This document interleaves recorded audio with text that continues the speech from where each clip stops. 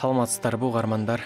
Сиздерге өзүмдүн кантип чындык жолуна келип калганым жөнүндө, деги эле жашоомдо Кудай кийлигишип жасаган иштер жөнүндө айтып берейин деп турам.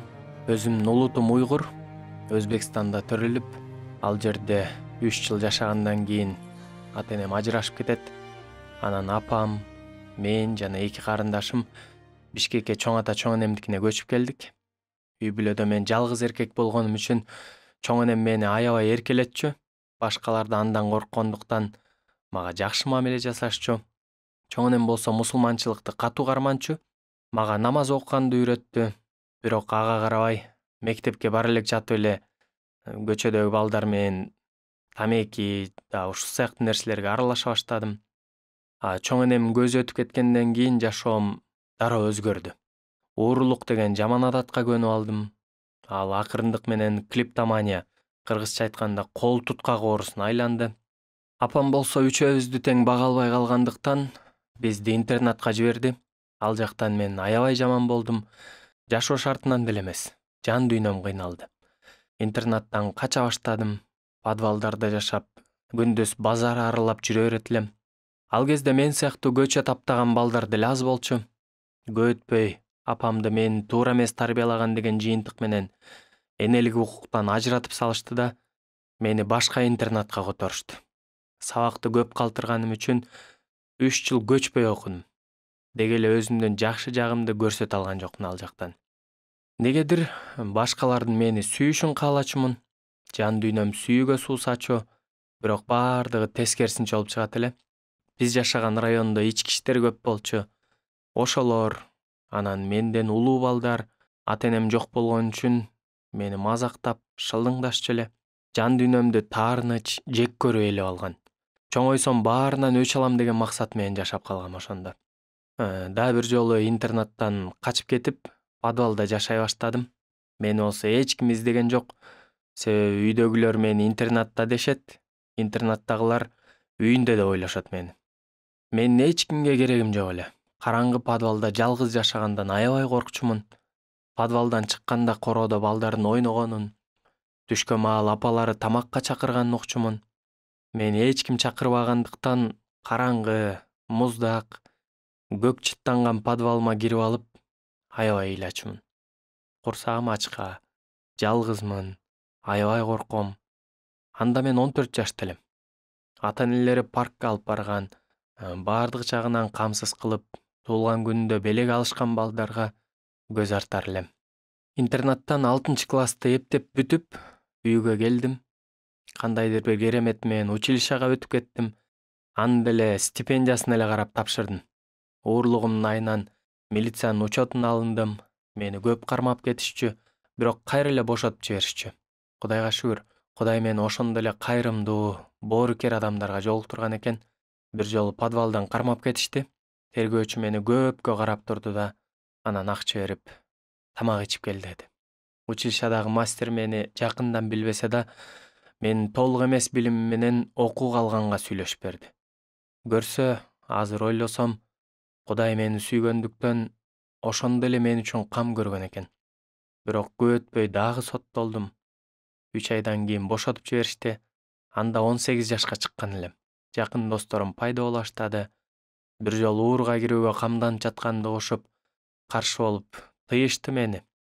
Бирок ачкачылыктан, жокчулуктан тажаган мен болбой эле ууруга кирген жеримен кармалдым. Кармалганым деле Кудайдын буйругу болуптур. Эгерде ошондо кармалбасам, киши өлтүргөнгө чейин бармак экенмин. 4 жыл 6 айга кесилдим.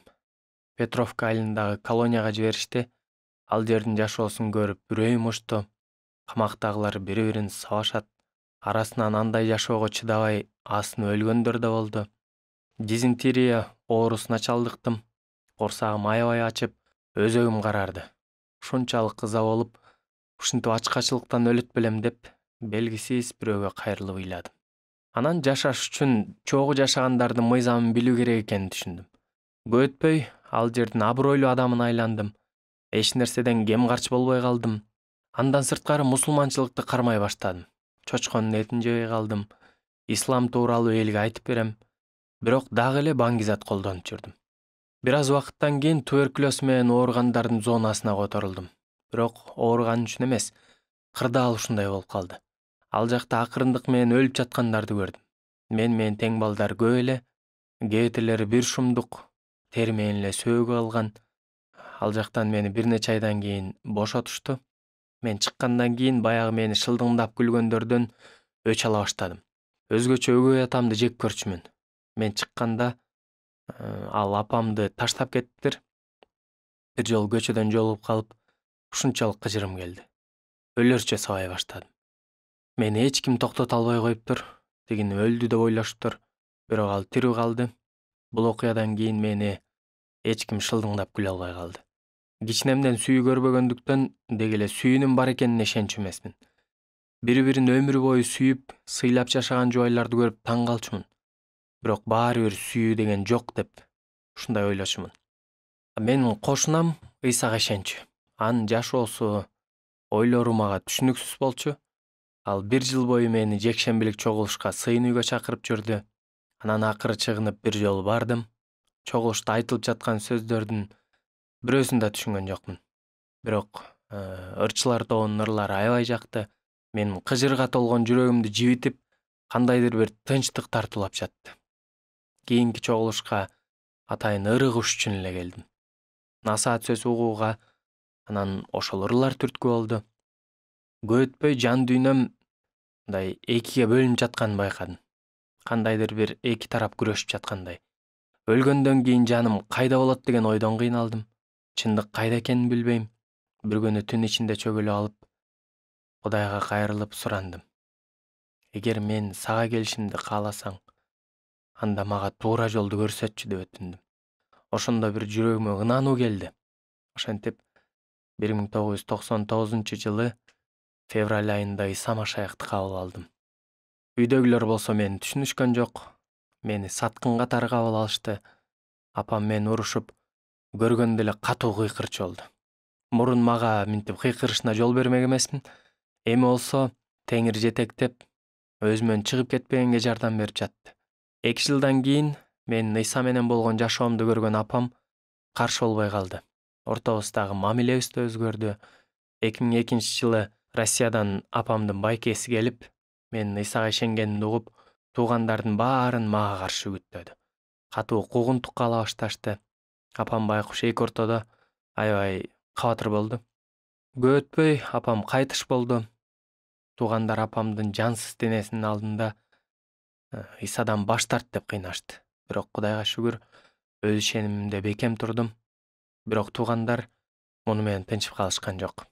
Баягы мага Иса жөнүндө айтып берген кошуна кыз мен жубайым болууга макулдугун берди. Туугандары болсо болушунча тоскоолдук кылышты. Биз ал кыз менен бир жыл сыйындык.